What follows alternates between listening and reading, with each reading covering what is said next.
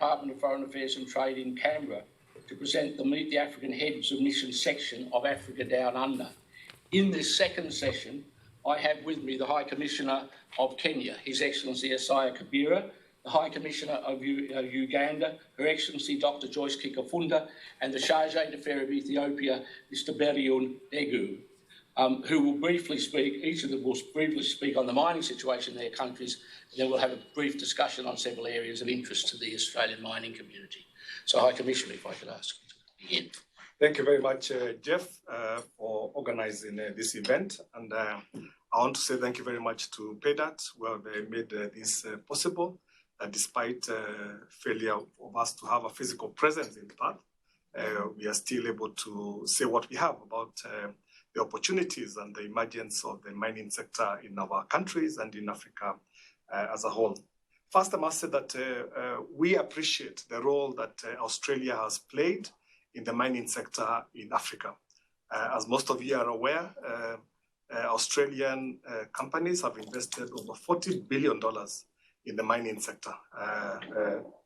200 companies in 700 projects around Africa. That's very commendable. Back in Kenya alone, the biggest investor in the mining sector in the country is Base Resources, who have very successfully undertaken a project, the Kwale Sands project in the southern coast part of Kenya. Mining has a lot of potential in our country because Kenya is rich in a variety of strategic and other minerals. We have rare earths, we have coal, iron ore, gold, limestone, gypsum, soda ash, gemstones, manganese, ore, fluorspar, diatomite, titanium, zircon, chromite, niobium, and silica sand. And under Kenya Vision 2030, we envision that we need to exploit fully the potential of the mining sector. The mining sector has the potential to contribute over $2.5 billion in direct revenues in our country. We would like to drive the contribution of the mining sector to our total GDP to around 12% from the current below 4%. We feel that we have created an enabling environment to attract investors in this sector. We believe that as a country, we have a rich human capital. We have a very business-friendly environment and a dynamic constitutional dispensation that guarantees investors to get a good return on their investments. We also have a very reliable mining legal framework. We did the mining bill of 2016 that has brought a lot of predictability because we are very aware that what investors are looking for is predictability. So they want to see regulations that they understand, that are applicable. Because as a country, we are fully aware that there is a lot of competition for investors around the world. We are fully aware about that. Our neighbors are preparing themselves to attract more investors. So really our work is to make Kenya a very competitive mining destination. As a country, we are fully aware that we need to reduce the turnaround time from the time of exploration and discovery of minerals to the actual sale and of the minerals. So we are fully aware. I know mining, we can have turnaround times of between 3 years to up to 10 years. So as a country, what we want to show investors is that we are fully aware of the need to reduce the turnaround time. So we have put in across modern legal and regulatory reforms to attract. As I said earlier, we have the Mining Act of 2016, which we are also aware will need to be slightly fine-tuned. That's why we have come up with new extractives policy, an artisanal mining strategy, drawing up of annual plans with the investors, the risk policy framework, the gender mainstreaming strategy, and action plan for the mining sector. We also have new institutions now to underpin a lot of these reforms. For example, now we have the National Mining Corporation, the Mineral Laboratory, to set up to upgrade the mineral library that we have at Madini House. Of course, we also have a very modern mining cadastre portal that investors can, potential investors can put in the applications for licenses to explore minerals in our country. We're also very keen, of course, to ensure that we have mineral value addition. We have established the SDM, which has progressed well in the development of the Voi Gemstone Value Addition Center, because Kenya is a big producer of gemstones. We also have the Kisii soapstone value addition, because we're also very strong in soapstone, and we've seen the growth in this. We are also putting up a gold refinery in a place called Kakamega, where we have a good gold deposits. And of course, we are aware that value addition is not a walk in the park, but we are going to work with investors to see how much local content can we have, and how much local sourcing of services and products can be done back in home.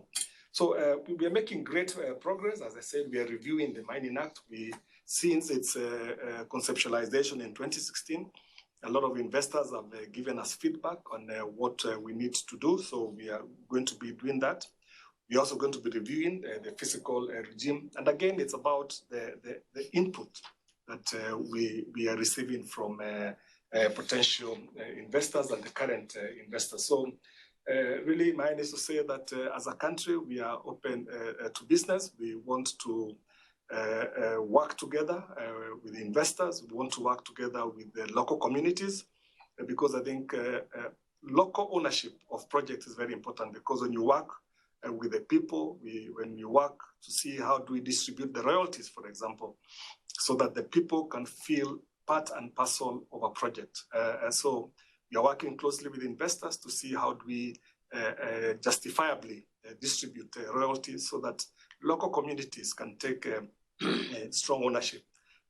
For example, like in the base resources project in Kwale, we have seen a big integration between the company and the local communities, where base resources is working with the local communities to empower them, to help them, because once you have that local ownership, then that makes the work of the investor much easier. And I want to commend Base Resources for what it's doing, especially in the cotton sector, helping the local farmers to grow cotton and connect them to the international markets through cotton on. So that's a big issue that is happening.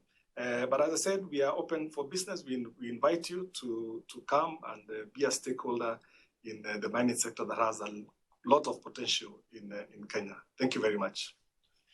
Thank you very much, my Commissioner. I now ask Dr. Kikafunda to present the views. Thank you very much, Jeff. Thank you, Paydirt. Thank you, DFAT, for organizing this very important program. I will talk about Uganda's mineral potential. Uganda, a landlocked country located in the heart of East Africa, with Kenya on the east, Tanzania on the south, Democratic Republic of Congo in the west. The country has a total area of 241,000 square kilometers, about the size of United Kingdom. The country has a population of 40 million people.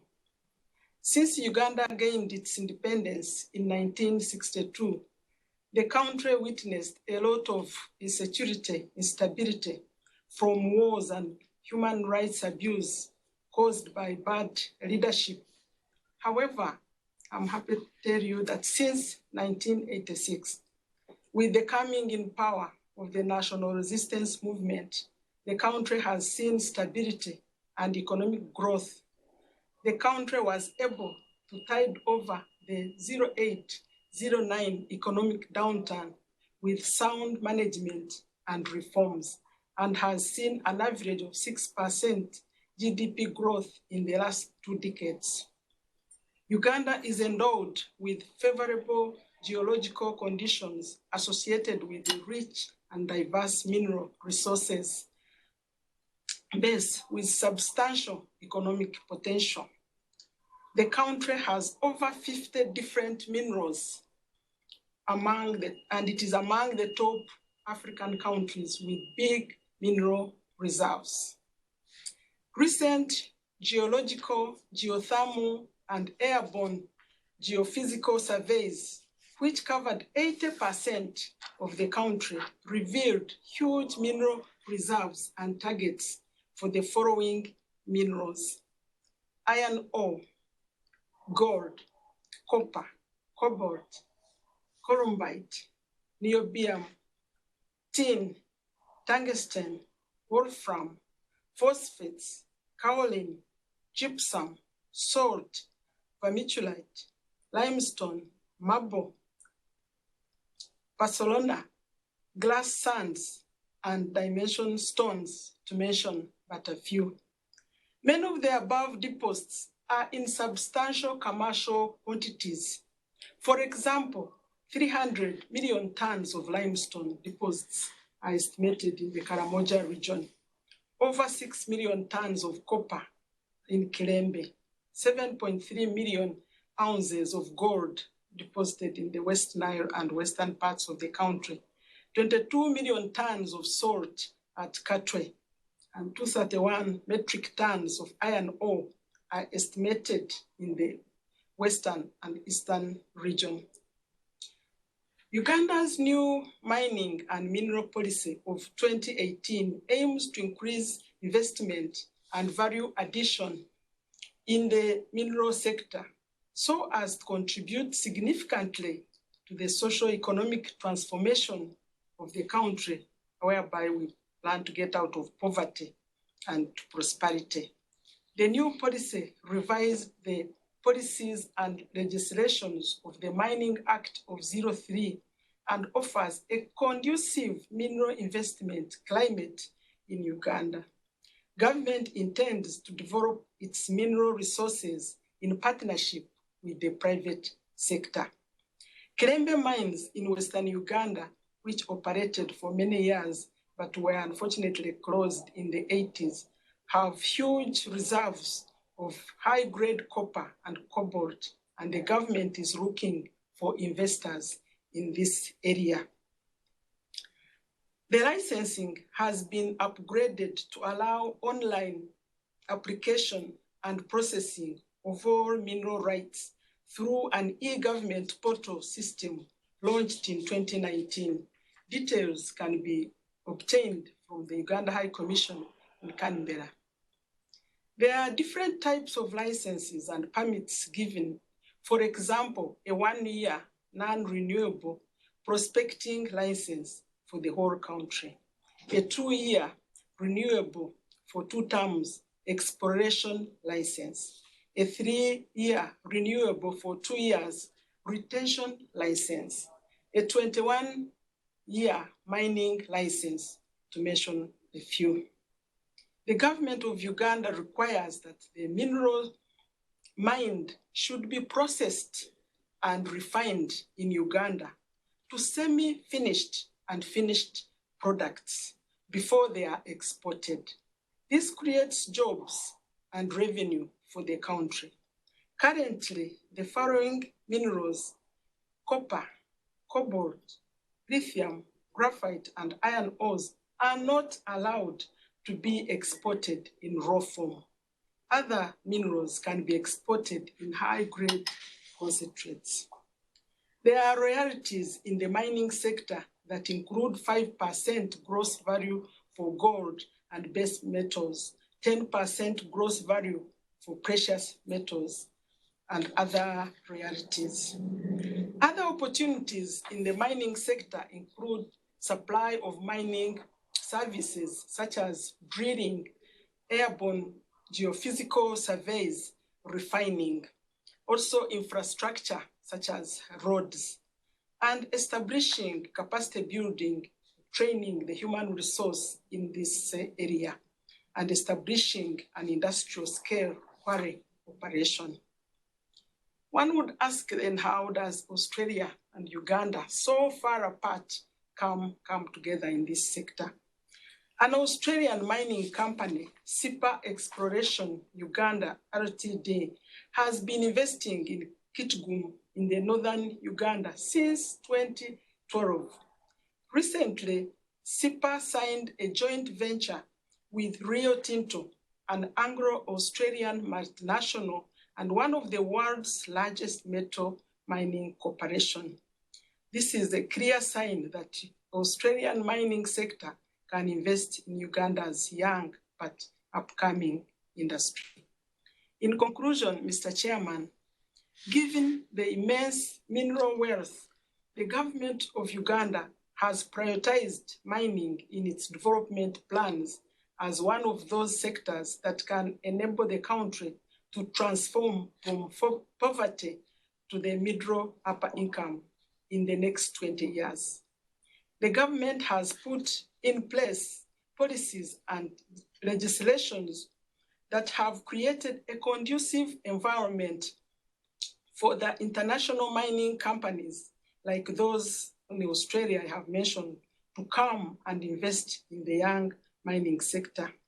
The country is stable, is secure, security is high, and when this COVID pandemic is behind us, I'm requesting that you contact the Uganda High Commission in Canberra for more information so that you can invest in Uganda's young mining industry. I thank you very much. Thank you very much, Dr. Kikafunda. Can I ask Mr. Degu if he might present on the situation in Ethiopia? Thank you, Mr. Hart, and I would also like to join in thanking DFAT for organizing this session. Ethiopia is a country strategically located in the crossroads between Africa, the Middle East, and Asia, with a population of more than 110 million. Ethiopia is the second most populous country in Africa and has a wide variety of untapped mineral potentials. Ethiopia is the only producer of opal in Africa, major gold exporter, and emerging country for oil and natural gas explorations. It's also the sixth biggest producer of tantal in the world. And geological studies have come up with discoveries of significant reserves of gold, tantalum, iron, salt, potash, soda ash, gemstone, coal, geothermal, natural gas, other industrial and construction minerals or rocks in different parts of the country. In terms of renewable energy, more than 80 gigawatts of exploitable renewable energy reserves are available. I can explain this. We do have 45 gigawatts of hydropower exploitable energy potential, out of which only 10% has been exploited so far, and more than 90% untapped potentials are existing. We do also have 7 gigawatts of geothermal exploitable energy reserves, the same.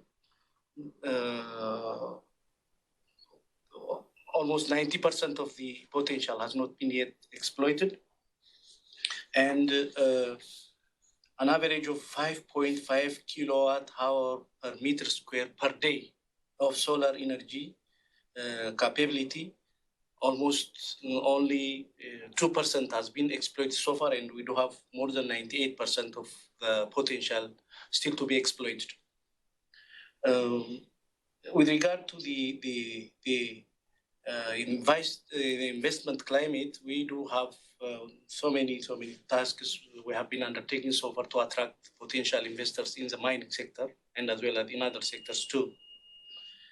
Today, Ethiopia, there is a high level of political commitment for promoting and protecting investment.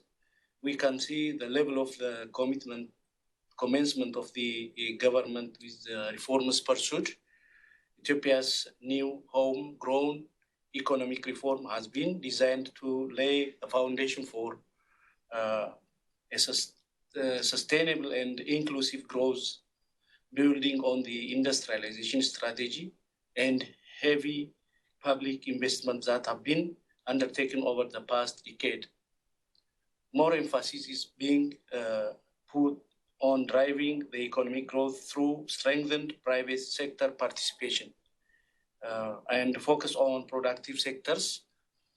With this in mind, sweeping reforms and initiatives in improving the investment climate and opening of sectors have been undertaken over the past few years. The homegrown economic reform agenda places 4 sectors at the core of our ambitions to increase the economic productivity and generate jobs. These are the mining sector, agriculture, manufacturing, and tourism. Now we also have introduced new investment law and is adopted and opening up new sectors to foreign direct investment, including domestic air service, logistics, and freight service, energy, drilling, and laboratory services. The other major part of the wider economic reform is improving ease of doing business in the country. Ease of doing business reforms in Ethiopia are looking to smoothen and simplify the requirements in the areas of trading across borders, paying taxes, dealing with construction permits, registering properties, enforcing contracts, getting electricity, getting credit, resolving insolvency, and the likes. About 80 years of doing business reforms in 80 tasks, including the customs, electronic single window service are being implemented. These newly initiated reforms are set to place the country in the top 100 lists of countries in the coming 3 years. The Ministry of Mines and Petroleum is undertaking a swathe of reforms designed to put the investor at the heart of its purpose and function. With regard to royalties, in order to attract more investment to the sector, the royalty payable by holders of large-scale mining licenses for precious minerals has been reduced to 7%. In summary, the mineral resources of Ethiopia is untouched, and the country has sufficient potential to accommodate the interest of many investors. Therefore, the embassy would like to invite all interested companies to invest in the mining sector of Ethiopia. I would like to welcome you with open arms and assure you that our embassy will be at your disposal to render any support you need to facilitate your trip to Ethiopia and invest there. I'm also grateful to all of you who have been involved in the making of this year's EDU conference to happen. Thank you very much. Thank you very much, Steve. So I mentioned a couple of questions at the beginning, and I think there has been some comment on them, but I want to put them on the table again and ask if anyone would like to comment on them. The issue of the mining relationship between Australia and their country, has there been noticeable changes in recent times? And your country's attitude to foreign investment, has that changed over time? So I'd ask anyone who would like to comment, if they've got any comment to speak. Thank you, Jeff. As I said during my presentation, the biggest investor in Kenya's mining sector is an Australian company who have invested over $400 million in the Kwale Mining Sands project. The company has brought good practices of mining. They have shown that mining is possible in Kenya. After many years of lull, there was no growth in the mining sector. But these resources are shown that mining is possible in Kenya. And we've also learned from them because mining is a two-way process. Government sits down with investors and we learn from each other. So what has happened is going to help and inform in future decision making on how we relate with investors. And so far it's been a very good relationship. And our attitude to investors is that we want you to come and invest in our country. Government is to work, responsibility is to ensure that there is an enabling environment for the mining sector, for investors to grow. So we want to create win-win situations between the investors and government. And whenever there are issues, for us, let's bring the issues to the table and let us talk. I think that's the only way to ensure that farmers, the miners have confidence in our sector. So the prospects are very bright, and we are always open to more new investors coming into the country. Thank you. Would you like to comment on? Yes, thank you, Jeff. I think the relationship between Uganda and Australia in the mining sector has greatly increased in the last 10 years. I must say, we started with the SIPA Industries I mentioned in my presentation, which came into work in 2012, and they have been going strong. They are a friendly mining company. I think usually the problem is between the mining company and the locals. There's sometimes conflict, but it is said that the Australian company is friendly, which is very good. And they are happy with the policies and legislations. And now with the new policy, which has been put in place in 2018, they are happy with that. And the recent joint venture with Rio Tinto has really given them more fuel, more energy to do more work. So we are happy, and we are thinking that since these are succeeding, other companies will come in. As I said, we have a whole array of minerals, some in small quantities but rare, which are not found elsewhere. So I believe once the situation has stabilized, there will be more partnership between Uganda and Australia. Thank you. Thank you. Thank you. We are also witnessing growth of interest in Australian companies in the areas of mineral exploration and production. For instance, since 2007, we have some 35 Australian projects which have been registered in Ethiopia, and 10 of them have started operation. And this is about 123.3 million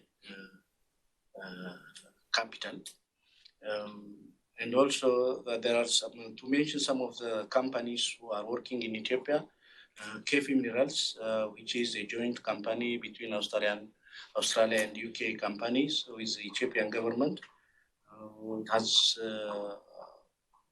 got 1,100 square kilometers of district for reconnaissance, and it's ready to start industrial scale mining project, and has potential to lift 1.7 megawatts resources to over 3 megawatts. Ethiopian Council of Ministers has approved the budget allocation for investment in Tulukapi. And another mining company, Gado Gold Limited, has a high quality gold exploration asset in southwestern Ethiopia. They are officially admitted to ASX and will list on Tuesday, 27th October. I would like to congratulate the Megado leadership for that. And Allied Gold Corps is another, and entered into shareholder agreement with Ascon Mining, who discovered gold ore in the western part of the country, around the Benishangul Gumuz regional state. Ascon Mining Ethiopia has been prospecting for gold and base metals since 2014. And these are the few to mention. And government is also undertaking gold exploration in the northern part of Ethiopia. And so as a whole, there is a growing interest in companies originating from.